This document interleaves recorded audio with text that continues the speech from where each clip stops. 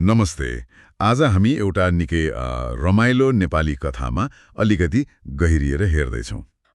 नाइटो मुनिको कथा मैले पनि हेरेँ, रमाइलो लाग्यो। हो नि, यो रामे गाउँको परिवेशमा सेट भएको कथा रहेछ।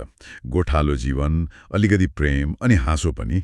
बिल्कुल, कथाको स्रोतमा पनि त्यो मौलिक भाषा, त्यो गाउँलेपनको मिठास छ क्या। पात्रहरूको कुरा गरौँ न त। मुख्यत गगन होइन, जसलाई नाइटो मुनि भन्दा रहेछन्। हो, 35 वर्षीय भए पनि मनले चाहिँ ठिटै। अनि उसको त्यो हुक्का। अनि अर्की पात्र छिन् सरिता, गाउँकी चलाख केटी जसको मन चाहिँ गगनमा। हुँ। उनीहरूको त्यो लुकीछिपी हुने भेटघाट, प्रेम, त्यसैलाई रमाइलो पाराले देखाएको छ कथाले। सुरुमै सरिताले घाँस काट्ने बहानामा गगनलाई भेट्छे नि, अनि गगनको हाँसोको तारिफ गर्छे। कति आँटिली। हो त नि, अनि गगनको जवाफ पनि कस्तो? हुक्काले दाँतदेखि मनसम्म रङ्ग्याउँछ रे। त्यसले उसको त्यो रसिक चरित्र देखाउँछ हैन? अनि हुक्का कति महत्त्वपूर्ण छ उसको लागि भन्ने पनि। एकदम, त्यो संवादले नै उनीहरूको सम्बन्धको त्यो अनौपचारिक जग बसाल्छ जस्तो लाग्छ। अनि त्यो झाडीमुनि भेटेको, जुन लागेको रातमा। सरिताले भन्छे घाँस पनि फूल जस्तो लाग्छ। अनि गगनको जवाब झन् गजब। फूल तिमी, घाँस म, अनि बीच चाहिँ हामी दुवै। कस्तो काव्यिक। हो नि, सामान्य कुरामा पनि गहिराई छ। अनि त्यो माया टिकुलीको कुरा नि। सरिताले गगनको टोपीमा घाँसको गेडा राखिदिन्छे। कति साधारण तर कति अर्थपूर्ण। गाउँघरतिर प्रेम व्यक्त गर्ने कस्तो निर्दोष तरिका होइन? मौलिकता झल्किन्छ। गगनको त्यो भनाइ पनि उस्तै छ, तिमीलाई देख्दा मेरो गोरु पनि रमाउँछ। खै, कस्तो सोझो तर प्रेमको अनूठो अभिव्यक्ति। गाउँलेपन झल्किने। पहिलो चुम्बन पनि त हुक्काको फोकासँगै हुन्छ नि। हो त। अनि गगन त छक्क पर्छ। भक्कानिएछु कि के हो? सरिताको जवाफ झन कडा, मनको जाँड। यसले उनीहरूको सम्बन्धको त्यो रमाइलोपन, त्यो खुलापन देखाउँछ। त्यसपछि त उनीहरूको भेट्ने ठाउँ नै गोठ भयो। गोठ नै उनीहरूको प्रेमको महल जस्तो। अनि त्यहाँका संवादहरू घाँस पनि चाउचाउ लाग्छ रे। अनि एकअर्कालाई गाम पनि दिएका छन्। घाँस पार्केटी लभर, हुक्का हिरो, आफ्नै संसार। तर गाउँमा कुरा कहाँ लुक्छ र? गगनकी आमाले शङ्का गर्छिन्। तर गगन पनि बाठो छ। हुक्का र गाईको दूधको सम्बन्ध जोडेर जवाफ दिन्छ।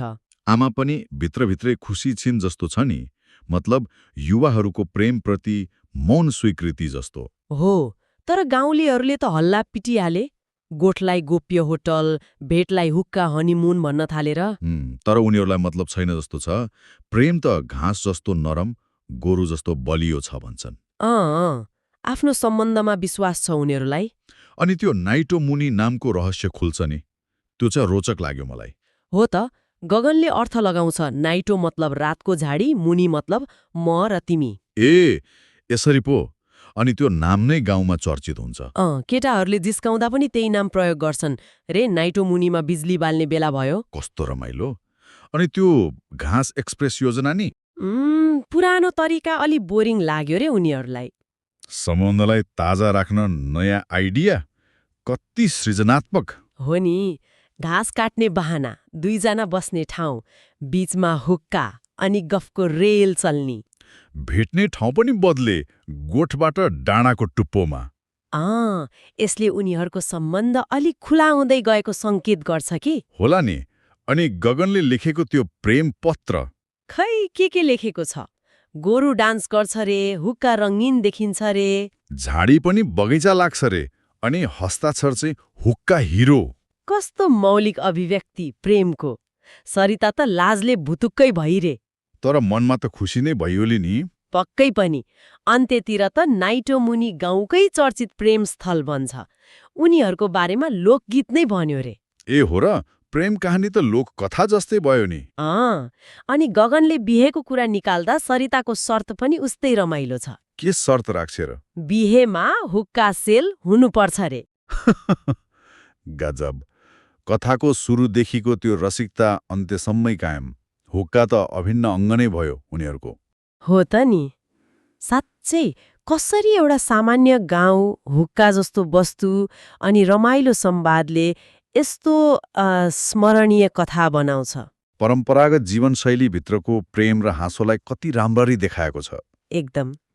अब सोच्ने कुरा के भने, त्यो अन्तिम शर्त, हुक्का सेलवाला त्यो केवल रमाइलोको लागि मात्र हो कि त्यसले उनीहरूको व्यक्तित्व उनीहरूको भविष्यको सम्बन्धबारे पनि केही गहिरो कुरा भन्छ कि खै यो त पाठकले नै विचार गर्ने कुरा होला।